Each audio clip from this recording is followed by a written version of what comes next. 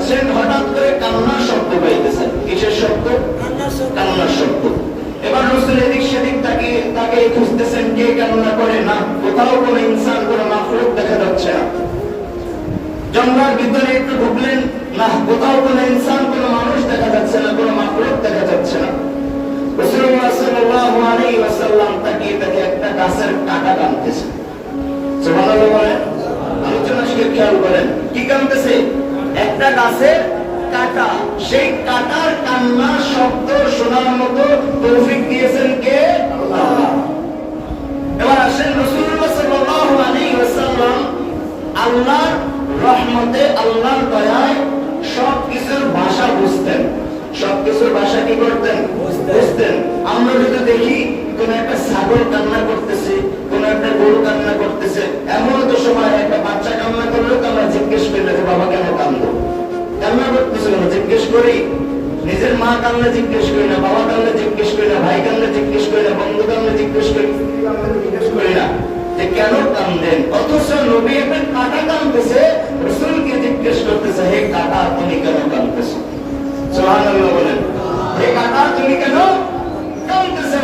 কাঁটা ডাক দিয়ে বলে, ইয়া রাসূলুল্লাহ, দুনিয়ার সব কিছুকে তো মালিক মহব্বত করে, আমি কাঁটাকে তো মালিক মহব্বত করবে না, করে না। কারণ আমি কাঁটাকে কিছুদিন পর উপরে ফেলে দিলে, ডাস্টবিনে ফেলে দিলে আমার জায়গা তো ডাস্টবিনে হয়।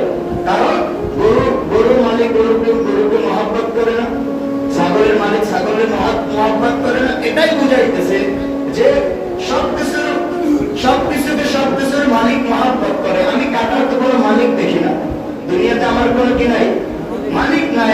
আমি কিছুদিন পর ময়লা হয়ে যাবো, আমার স্থান হবে ডাস্টবিনে। তো রাসূল জিজ্ঞেস করলে, হে কাঁটা তুমি কি চাও? বলে, ইয়া রাসূলুল্লাহ, আমাকে যেন আমার মালিক মহব্বত করে আমি সেটাই চাই। সুবহানাল্লাহ।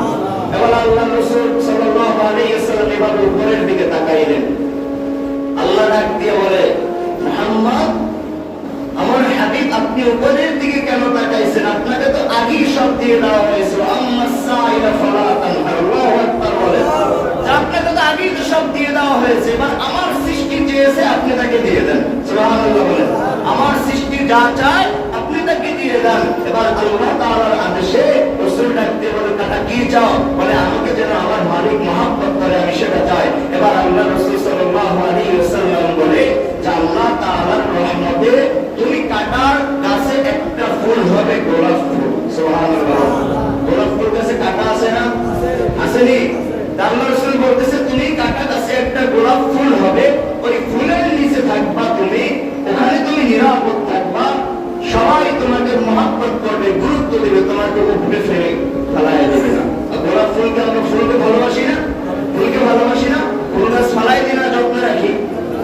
ঘরের ভিতরে, ছাদে, বারান্দায়